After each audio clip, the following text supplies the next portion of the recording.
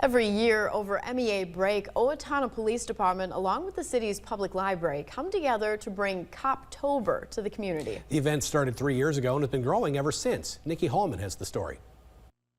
A canine, fingerprints, squad cars, evidence collection, and story time were just a few activities kids had the chance to engage in over MEA break. The word is getting out, and the staff at the police department just continues to grow and advance the program. Each year they'll add a new component to it, so it's been a lot of fun.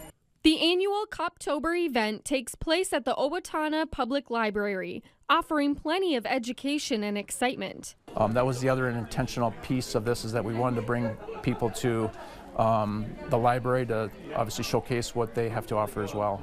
So it's a nice little partnership between the police and the library system here. Mundale says when he became police chief in 2022, the department discussed the idea of providing parents with additional resources in case of an emergency. We always wanted to do something that involved maybe fingerprinting children and giving parents that information in case there's the chance or risk of a missing person. The initiative never came through at the time, but while at training, Mundale saw a Coptober event in another community and was able to bring it back to Owatonna.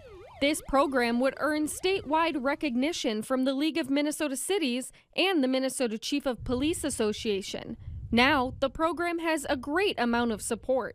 The Southern Minnesota Initiative Fund has donated 250 books to the program and a $1,000 donation. So we have overwhelming support.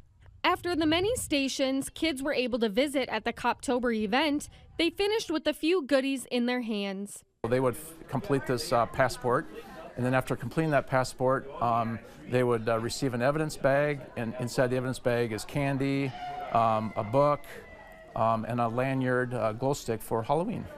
In Owatonna, Nikki Hallman, KEYC News Now.